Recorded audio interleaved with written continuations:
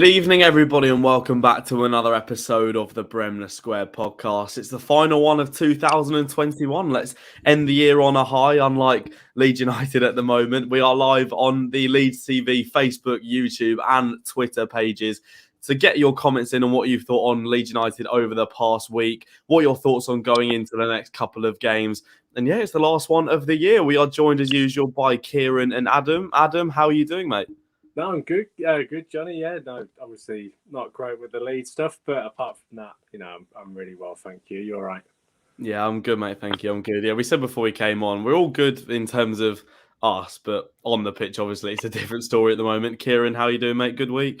Yeah, exact same feelings echoed here. I'm trying to not think about Leeds United's performances recently and just trying to enjoy the other things in life. Unfortunately, for the next 40 minutes, hour or so, you'll be doing the opposite of that and thinking about Leeds United's performances. But you can sort of put it under the carpet before Boxing Day. Now, this is the last chance to get it all out of the way. So there's no better place to start than I'll tell you what. Let's talk about Man City first. Let's get that out of the way. A 7-0 defeat, our joint record Premier League defeat. Not too bad going, Adam, eh? Oh God, I mean, where to begin? I mean, it just went down the tank, I think. But there's not much to say about it. I mean, we caught City on a very good day. Obviously, we had players out and whatnot, so it wasn't the best for us. But I think probably if I could pick, a big sort of plus point for me was the fan support. I thought it was absolutely incredible. That away end was brilliant. And I think we outsung all that. I mean, it's probably not that hard to outsing, the Etihad, but I think we were brilliant. But I mean, there were some things on the pitch which, there were some nice breakaways, but we didn't have the quality. But I mean, they scored some great goals, and it's hard to compete with, a team like that. But yeah, not a great day at the office, but yeah, it's one to forget. Yeah, that'll do for the Man City chat. Right, let's move on to Arsenal. I mean, Kieran, Bielsa said that he thought that the Man City game. Bielsa said that he thought that the Man City game was the worst performance he's seen Leeds play. What do you think of that? Do you rank that in one of the worst performances you've seen under Bielsa? Yeah, definitely. I mean, it's the biggest margin of defeat I've ever seen in my lifetime. I think. Probably never thought I'd see 7 get stuck past us again ever since I think that Nottingham Forest game in the Championship, and we returned 3 there. But it's one of those. We've seen these extreme scorelines happen a bit more recently in the Premier League. Southampton take a yearly 9-0 defeat, and we've seen other games. I think in the last couple of seasons where there's been 7 as well. I can't list them off the top of my head. It's that gap in resources. I think we were saying on the last week's podcast, one of the things I said was that I think City is a decent opponent for us. We tend to do well and we're quite an awkward opponent for them, but that ended up looking a bit silly. But I think we also touched on just how good that Manchester City squad, the strength in depth, the fact that we could probably field 2 separate 11s that would both be up at the right end of the Premier League. And it really did show. It was a bad performance from our part, and like Adam said, we caught Manchester City on a day where they were really in the mood. They were unbelievable, to be fair, and probably my favourites to win the league now. Both good against Newcastle as well. Yeah, they are a very good side. That's the thing. And when you look at our injury crop squad, it only puts it into perspective of how sort of tough a challenge it was for us. I think 7-0, we had the facilities and the players to go out there and lose, but not lose to that margin. I think it was just frustrating that I don't like to say there's a lack of effort from the players, because I don't think there is. But it just sometimes with second balls towards the end of the game, and when the goals are just flying in, you're just thinking, yes, I get we are going to lose this, but can we do it in a little bit of a better manner? I mean, I became completely numb when it sort of went to 4-5, and when Foden's goal was disallowed for offside. I just thought, just give it. There's no point. I don't know. I mean, Adam, I don't know if you agree. Like, maybe not necessarily a lack of effort, but could we have done more to sort of preserve the scoreline a bit? I think there are things we could have done. I mean, I would have put Ayling probably at right back. I don't feel he's a centre back. Just that whole centre area. I mean, the whole thing was just really disjointed. But I mean, maybe we could have. I mean, Leeds play the same way every game, and they'll play the same even when they're 4 or 5 behind. But I think, we could have maybe bunched up a bit more, maybe created, a bit more of a defensive line and thrown a few more bodies in there to defend. But I mean, I don't know. It's hard. I think with injuries and everything, it's so tough. But we've, it's just one to forget. And I don't know what I would have done, but it's just one of those days. I think. Yeah. That's the thing. We know Bielsa's not going to change the way he plays, and he's always going to go gung ho. And actually, we are recording this, I think, on the 1-year anniversary of the 6-2 defeat at Old Trafford. I believe that was the 20th of December. So happy anniversary to that one. That fantastic game where we saw a similar thing where Bielsa doesn't change, and we were sort of praised for carrying on going and entertaining fans. And it's a little bit different this season. So it's weird how people sort of change their views on Bielsa and Leeds, especially the neutrals in a sense. But Arsenal at the weekend, me and Adam were saying before we came on, Kieran, I don't think I've gone into a game more negative than this one, I think, just with the even more injuries that we saw. Cresswell getting trampled on in training and dislocating his shoulder, and then Llorente's out as well. I don't think I've actually gone into a game with less hope under Bielsa. And Arsenal out of the 4 was one of the ones you probably look at and go, that's where we could get the most points from. Yeah, I did look at that game as a winnable game, but that was before everything went on, just the list of unavailable players being further extended. And I think everyone headed into that ground not expecting anything other than a defeat. It's weird. I can't remember a game like that really. I remember talking with my dad just before he was leaving for the game, and he was saying that he kind of wished it would get called off, and we'd never usually think that going into any game, even when me and my dad would follow all through the Chileno years in the Championship. And I mean, it helped that we didn't expect anything at all then. There was no positivity around the club. It was just literally going for something to do. But we never ever went into a game thinking, I hope this gets called off. But that's just the situation at the moment. The list of unavailable players for Leeds was just ridiculous. And it was a complete mismatch. Everyone knew it was going to be a mismatch. And I feel really sorry for Bielsa and for the players that were out there, because what are you going to do against a side with the quality of Arsenal when your hands are tied behind your back, really? It is staggering the amount of injuries we've got. And Phil Hay was saying, I think he said on The Athletic in his pre-match Q&A, said he's never seen anything like this at Leeds or at any club for a while. I mean, it's certainly the amount of injuries we've got is a bit freak, but the players who are injured, I think we're like a Rafinha injury away from all of our key players being out, and it's staggering. It's completely staggering. Like we said, the Cresswell one before the game and Llorente one just tops it off, and the fact that Cresswell was meant to play in the game, so Ayling could play it right back, like Adam, you were saying, it's his best position. Like him as a left-sided centre-back was never going to work. And Arsenal, to be fair to them, they play well, but where can we sort of draw the line on the injuries being the excuse, Adam? Because Arsenal were allowed plenty of space in the field. Some of the defending for the goals was shocking, but at the same time, it's a squad it's an 11 who will probably never play with each other on the same pitch again in terms of that 11. So where do we draw the line in terms of, yes, it was poor, but realistically, how better could we have been? Well,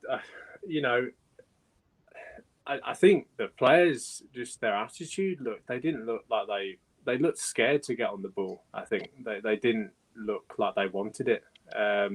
when they had the ball, they panicked. I mean, I've never seen a team walk through a defence so easily. It was really strange, like, just a long ball over the top and they're in behind it. It was just chance after chance, and they were just finding it easy. They were loving it attacking. Arsenal, they were all over us. But I don't know what Bielsa could do, really. I mean, training injuries, they happen. I mean, I know Bielsa's regime is quite hardcore in a sense, and it is sort of non-stop. And that's fantastic, but there's just no stop to it. And as you said, the Loriente and the Creswell injuries, it sort of just, it was typical, very Leeds-esque that would happen before a big game like that. But yeah, I don't know what we can do at the moment. We are really on the brink of not having any more players to call on, really. Yeah, it's almost laughable. But, I think in the second half, they did kind of pull it together a bit, but it was still lackluster and there was no strength in numbers. I was near the touchline. I was at the game. And, I've seen the Arsenal subs come down the touchline and, it's just name after name. And, and all these Leeds, young lads. I mean, obviously they're very good football players, but they look like, it was like men against boys kind of thing. But, yeah, I don't know what Bielsa could do or what they could have done on the pitch. Yeah. It just didn't look jointed at all. Yeah. I think we played almost like a week aside in the cup game that we played against them.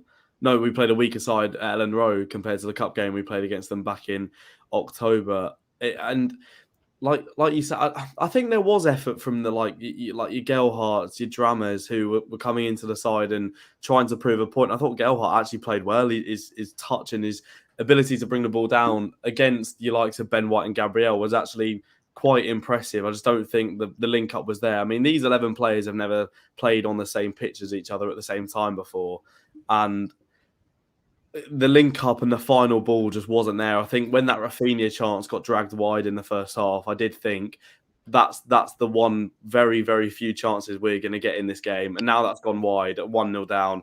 I just can't see us doing anything. And obviously it got to 3-0 at half time. And I thought Gelhardt and Dramo played well. Kieran, what did you make of the players who came on? Because Somerville, even him coming on, I thought he had as good of an impact as he could have with the experience that he's got.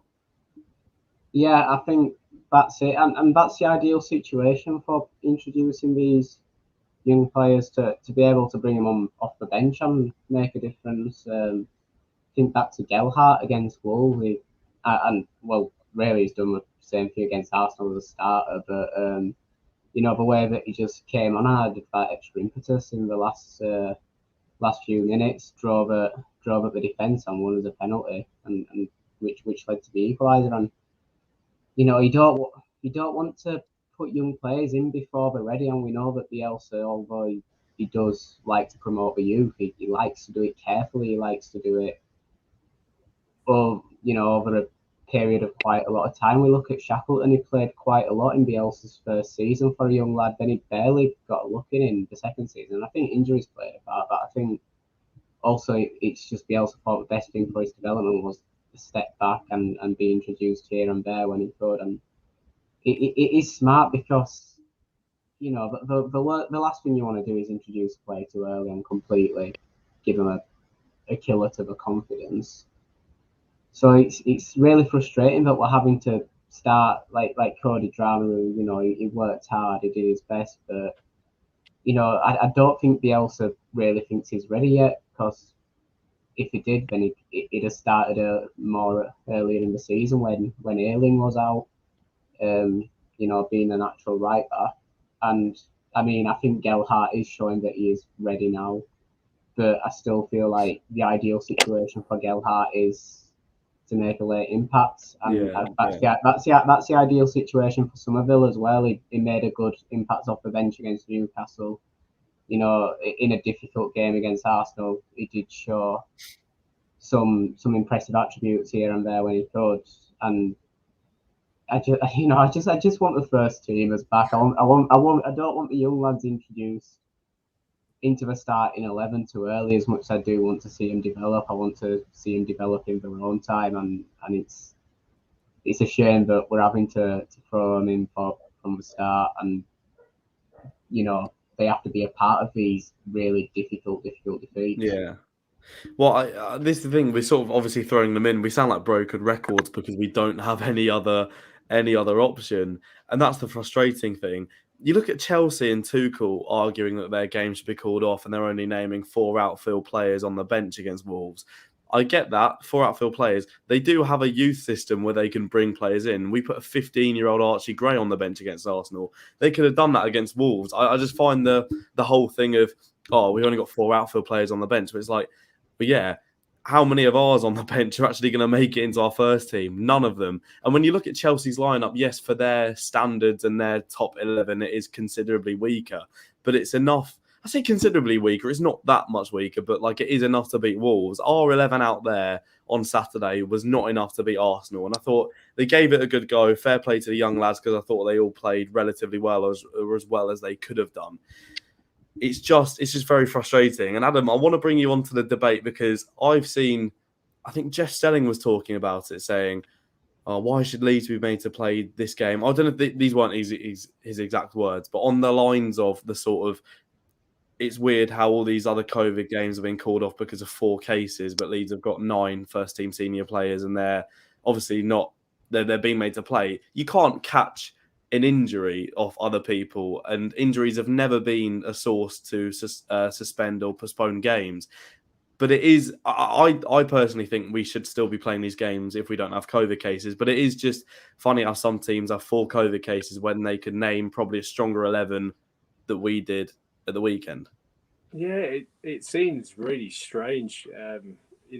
Probably players that wouldn't even be in their first team, probably just bench players who might have probably had.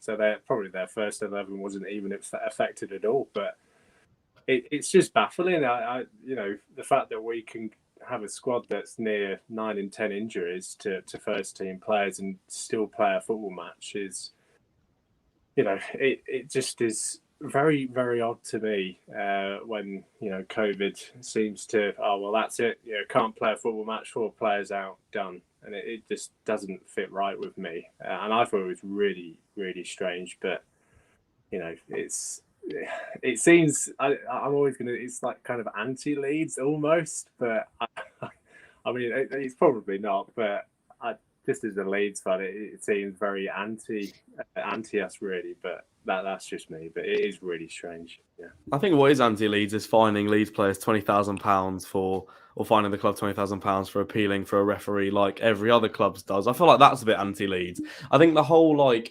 injury thing, I think if they'd have called our game off, or if we'd have requested to have the game called off because of these senior players being injured, I would have thought we should be playing this game. And I don't think that's a reason to call it off. I just don't get, are the clubs who are calling the games off for COVID calling them off because they don't want to spread around the training ground or they don't want it to spread to other players? But when we've had Harrison, Rodrigo, Firpo out with COVID and all this stuff, when it's 1 case, it's fine. But when it gets up to 4, it's not. I don't really get the whole logistics of it. But obviously everyone's health and safety is the main priority at this time, especially with this new variant. We don't want to get onto politics chat on this podcast. Let's go on to the actual game of Arsenal then. A 4-1 win. Kieran, what did you make of the whole performance, the goals that Arsenal scored? And obviously we got a goal. We did get a penalty. Ben White felt bad that we weren't scoring, and he showed his inner Leeds to bring down Joffrey Gelhardt. What did you make of the game?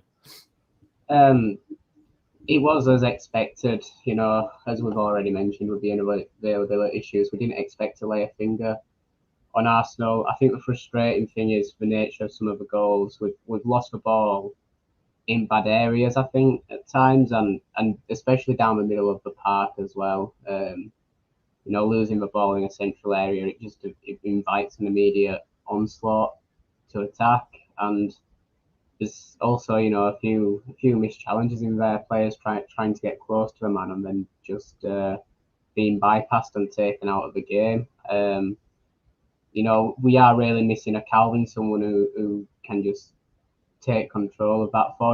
As I've always said, for sure, I like him in between Calvin and a more attacking midfielder to help provide the link between the defensive players and the attacking players. But I don't think he's as good in Calvin's role as just taking the game by the scruff of the neck and cutting out these attacks from the source. Whereas Calvin in there, someone stronger in the tackle. I feel like maybe better anticipation of balls as well. He gets a lot of interceptions. Would have made a bit of a difference. I'm not sure that it would have been enough of a difference. But yeah, we were beaten down the middle a little bit too easily, and we really struggled to take a hold of the game ourselves. Struggled in possession, and we did improve in the second half.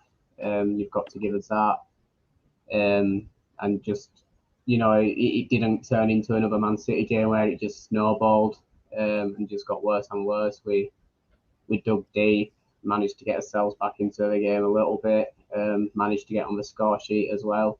Different penalty technique from Rafinha this time. He didn't really do the step. He just went and smashed it into the top corner. Why is he when the pressure's not on, not doing the step, and when it's the 93rd minute or to put us 1-0 up against Chelsea, he's like, what? Why does he feel the need to put us through it in the most tense situations? I don't know. I think whether he scores that penalty or not, it doesn't really matter for the result, does it? That extra one on the goal difference, minus 3 goal difference rather than minus 4. I don't think that's going to have too much bearing on the end of the season. So there's no pressure on him. So he just, I don't know, try new techniques, see how good he is at aiming for the top corners. I'd love to see him keep doing that, stay on penalties and keep aiming for the top corners, because no keeper's saving those. Another goal for Rafinha. He showed that he's got serious nerves taking penalties again as well. So I suppose that's a positive. But yeah, a difficult game all in all. There's the positive. There it is. We'll be fine. We'll be fine. I mean, it'd be very interesting to see when Bamford comes back and if we win a penalty when he's on the pitch. I mean, it is when Bamford comes back. I don't know when that will be. I think Bielsa may have said he might be available for Liverpool, but I don't know who takes the penalty, because I can remember on the last game of the season last season against West Brom, Bamford came on as a substitute. We won the penalty for a ridiculous handball from the West Brom player, and I think Rafinha was actually trying to take it off Bamford, who was the penalty taker at the time. So when it comes back, when they're both on the pitch and we win a penalty in a potentially decisive moment, you don't want to anger Rafinha like Ben White saw on Saturday. So it would be interesting to see who takes that. I want to ask you a question, because I was having this chat with my mate yesterday, actually. Adam, who would you rather have out injured? I mean, obviously neither of them, but Phillips or Rafinha? I'd probably say Rafinha, just for me. I think we need that spine of the team where it's crucial, where Bielsa, that's sort of the avenue to attacks, really. It's really well. And, Forshaw in that area, and other players, it never seems to work. And I think if you look, I think that there was a stat without Phillips where we don't do as well. So I think I'd rather have Rafinha out, but yeah, Phillips would be my player to put back in there just to get a bit of sort of stability for me. So yeah, that stat gets thrown around so much every time Phillips gets injured. It's like, don't worry, Leeds fans, just to make your day a little bit better, just to remind you of your awful record without him. Kieran, do you share the same opinion? Yeah, definitely, and for the same reasons. As excellent as Rafinha is, he's unbelievable. I feel like he's a little bit more replaceable than Phillips. Obviously, I mean, Dan James, Jack Harrison, they don't have quite as much quality as Rafinha, but they can do a more effective job on the wings in comparison than what Forshaw can do in that Calvin Phillips role. And that's not a criticism of Forshaw. I think my ideal midfield has both Phillips and Forshaw in it. All right. Can you not see Dan James in the Brazilian national team? I don't know. Bit of pace, flair, excitement.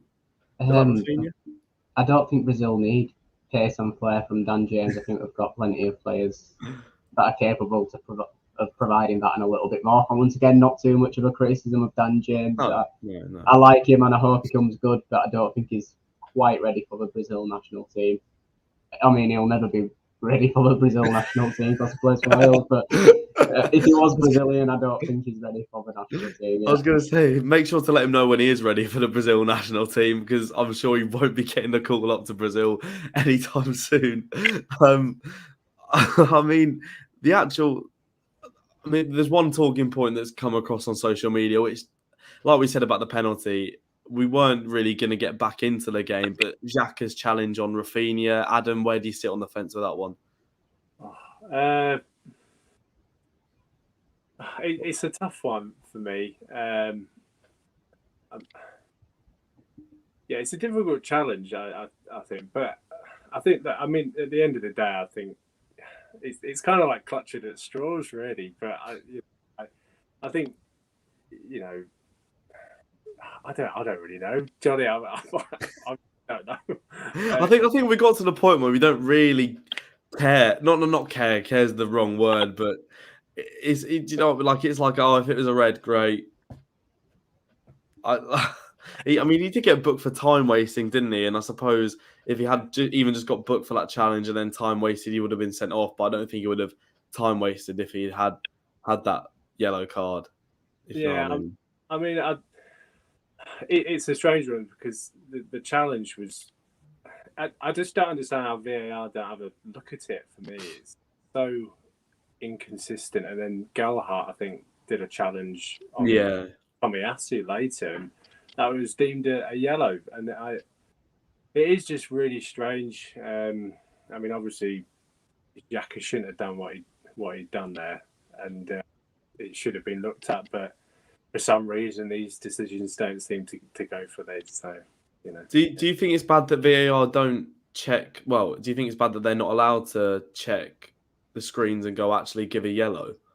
Well, I think this is it's quite a big talking point. Like, it's just so, for me, it's so inconsistent.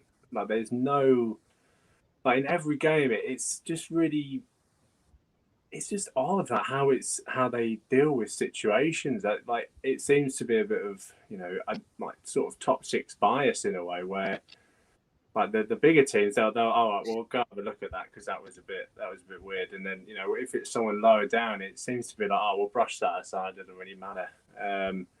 But yeah, I think they need to do something because people are getting really annoyed with it. Even managers are getting annoyed with it, I think. And yeah, I think there needs to be something done. Yeah. Well, I mean, that's the thing. VAR over this weekend has been incredibly inconsistent. We saw that in the Spurs-Liverpool game with Harry Kane's challenge, Robertson's challenge, which I think are both red cards, to be honest. I mean, I think it's also on the line. How was Pascal Stroik's challenge on Harvey Elliott a red card? That sort of set the bar for that inconsistency level. When you compare that challenge to Kane's is deserved about 4 red cards compared to that one. It's stupid. It's ridiculous. When you mentioned Gelhardt's challenge, actually, I couldn't see what was happening because I was in the cheese wedge, so that was like far opposite corner to me. So I wasn't too sure what card he'd brought out. There seemed to be a bit of a hustle with all the players, so I didn't know whether that had almost been given a red. And I said to my dad, "Oh, do you know what? Can you see what's happening there?" And I looked down to the guy on my front right, and he somehow got the signal in the stadium to pull up a stream on his like Sky Go and watch the challenge back. Within literally, obviously he's like a minute behind. He pulls out his phone. The ball's just been switched over to the left hand side. He watches the Gelhardt challenge and goes, "Yeah, nothing in that." And I'm like, how have you pulled that? The signal at Ellen Road is a joke for anyone. How he's been able to even whip that out is ridiculous. And that's one of the positives coming out of the game, that someone is able to actually use the signal to good effect in Ellen Road. That's my positive of the game. Kieran, anything else you can add on the Arsenal game? Give us some positives going into Anfield. 90 minutes under Robin Koch's belt. It's a while since we've seen that. In at centre back as well. Natural position. We haven't even seen him playing his natural position often. Sometimes he's been filling in for Calvin when he's played. He filled in for Calvin at Old Trafford, didn't he? I think. Yeah, I think he did.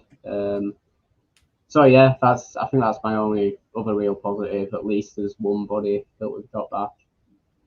So Meslier was good. Meslier was very good, actually. I think the Yorkshire Evening Post gave him an 8 out of 10. It stopped it from being a bit more of a Man City game. And I do feel sorry for him because he is a talent. And the goals that we've conceded in the last couple of games don't really reflect his performance, if you know what I mean. I mean, a couple of against Man City, you could think, oh, he could do better, but he hasn't had a howler. I thought Saka's was a howler from the stands, but I didn't realise it had actually deflected.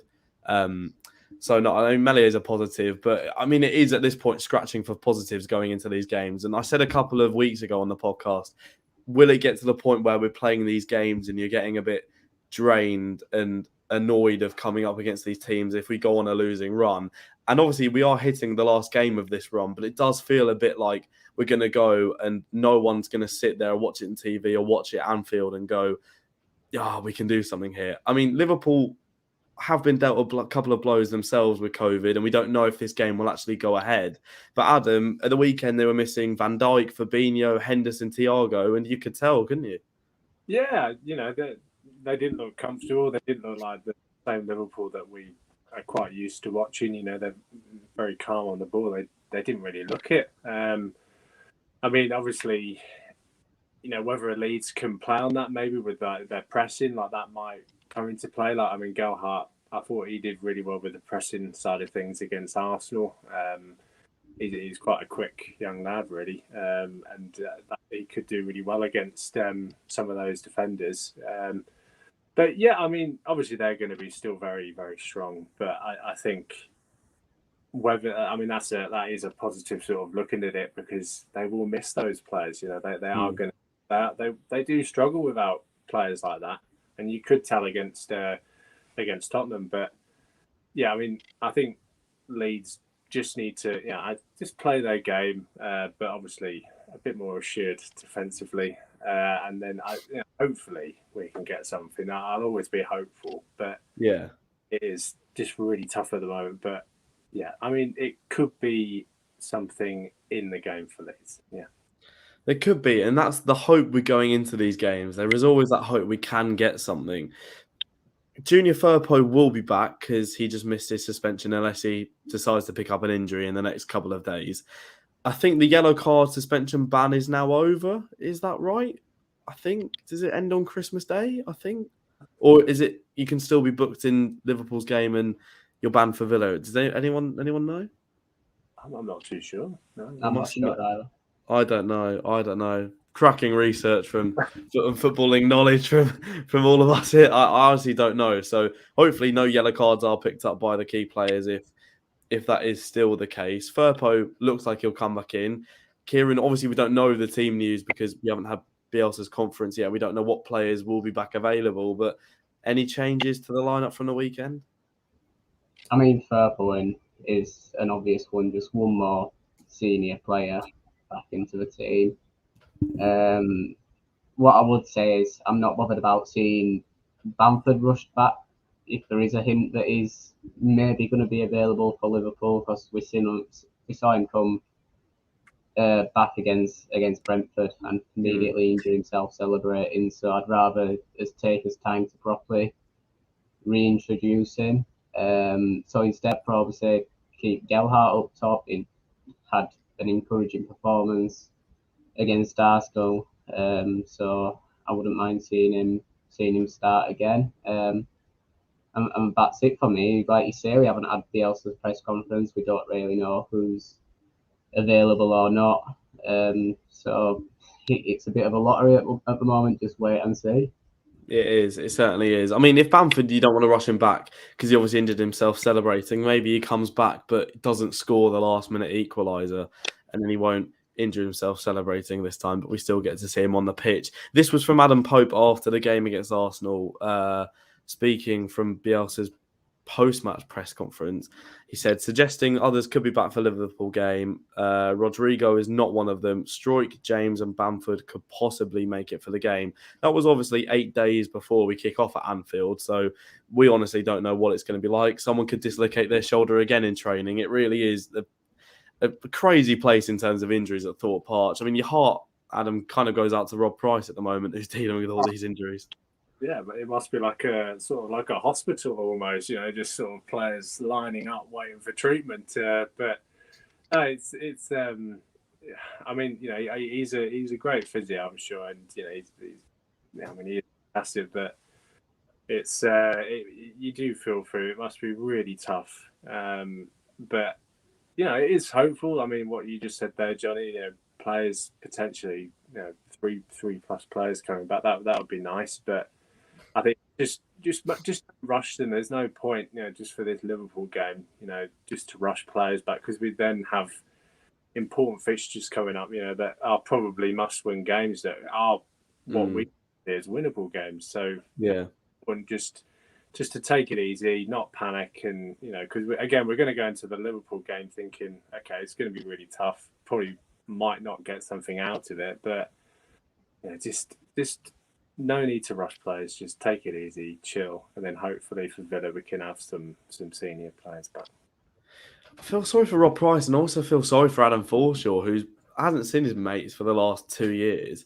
He has, but exaggeration. But he's come back to the training field, and they've all gone back into the injury treatment room. It's like a role reversal for Rob Price and Adam Forshaw. I just feel very, very sorry for them indeed. But Adam, I completely agree with you. No need to really rush them in, and like Kieran was saying with Bamford, just thinking last time out against Liverpool, when we played them at Ellen Road in the summer.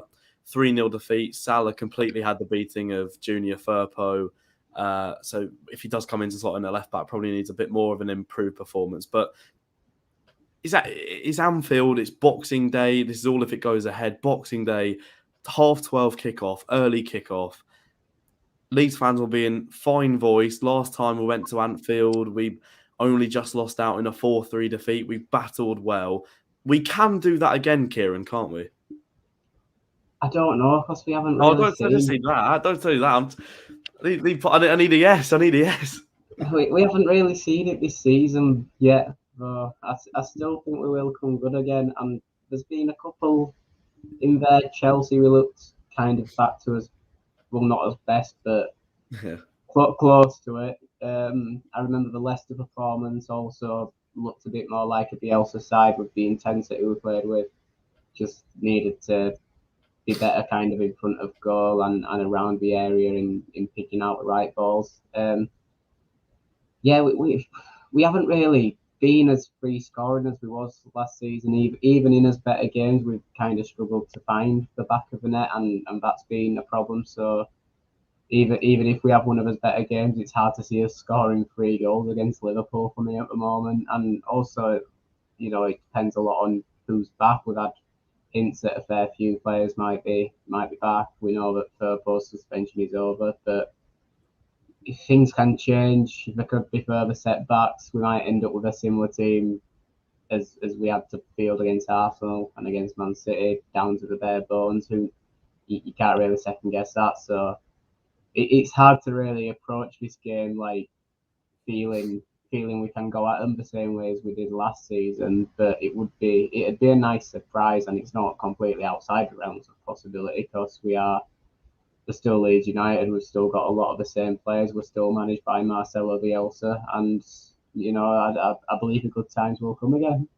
Exactly that. And Liverpool without Van Dijk is a massive miss. If he is still missing, you think about last season when they were losing at home to Burnley. Did they draw or lose to Brighton? I think they drew to West Brom at home. They were awful at Anfield last year when their record was broken. And for the back end of last year, they weren't great. This season has obviously been a different story. But with Van Dijk missing, we saw, like we spoke with Adam there, the Spurs game at the weekend, they were not up to their best. They obviously have that quality up front and in the midfield area, but they were starting the young number 80s at Tyler Morton, I think I've butchered his name there, but they're down to their sort of not bare bones, but bringing in other young players as well. I'm trying to think if there's a way we can move Luke Ayling out to right back for this game if Llorente recovers from the illness. I don't know if they've disclosed whether it's COVID or not, but if we can get him back in from his illness, him and Koch at the back, Firpo at left back, Ayling at right back, it looks a little bit more of a sturdy back line. This is where we now see how positive we are. We've talked the talk, and we're going to back it in the predictions, boys. Adam, prediction for the Boxing Day game at Anfield? I'll go for a 1-1. Yeah. Conservative draw. Kieran? 3-1 defeat. I'm gonna go 2-1 win.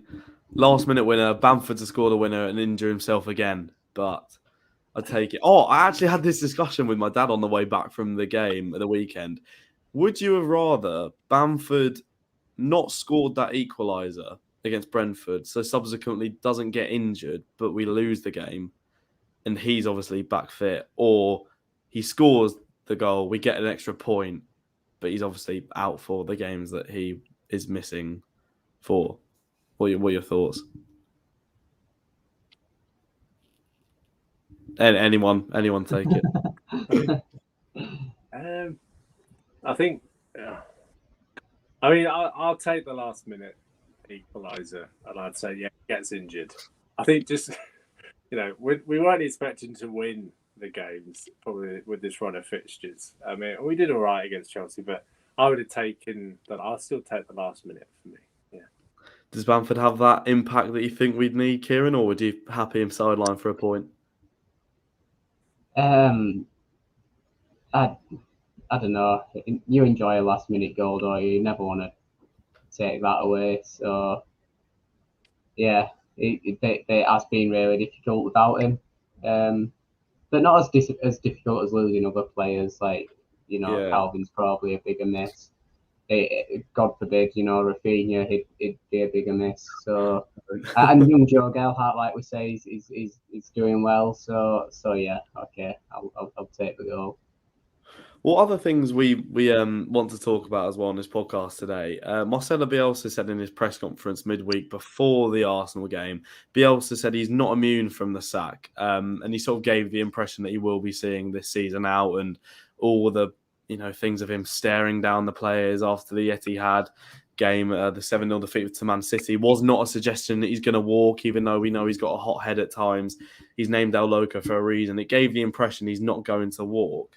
Do you feel like, I mean, I personally don't think he is, but seen some comments saying he's like, I think he is unsackable. I don't think we should be sacking him. But if he gets to a point where, say, we lose the next 10, or do you think he is sackable, or do you think he's immune from the sack, Adam? A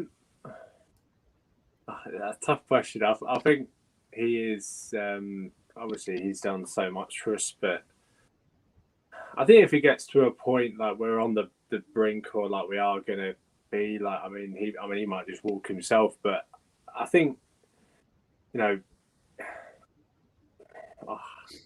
could. It's a tough one, isn't it? It's a tough one. I think he could be sacked, but I don't think they would. No. But I think even if they got relegated, that they wouldn't sack him. I mean, obviously he'd probably leave at that point, but I don't think that there would be a sacking for me. It doesn't matter what the run of results, so I don't think they could do that. No, I don't think they can. I wouldn't want them to either. At no point while he's here will I be Bielsa out. I don't think, personally. Kieran, what about yourself? Well, I'd just bring up the example of West Brom last season. It was Bilic we got rid of, wasn't it? Got him promoted. Yeah. I like Slaven Bilic as a manager. He was trying to play a half-decent brand of football, quite ambitious, and it wasn't working out for him.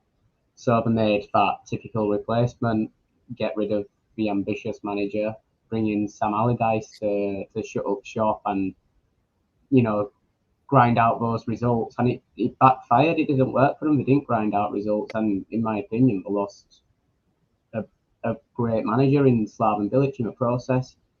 I wouldn't want us to do that. I wouldn't want us to pull the trigger and take what we'd see as a safe appointment to avoid Premier League relegation, one of those managers that can set you up to shut up shop and see out results, because first off, there's no guarantee it'll work.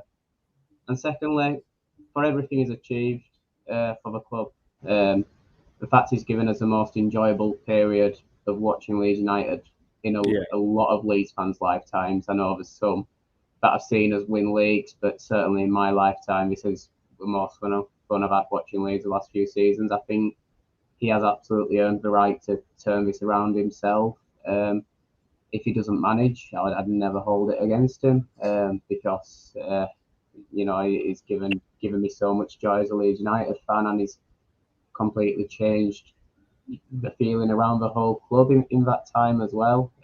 So yeah, I'd never like to see him sacked. He's unsackable in my opinion, but Yeah. No one's kind of above the chairman, the owners in when it comes to making those decisions. And if he's not unsackable in Radrizzani's eyes, it doesn't matter whether he's unsackable in my eyes.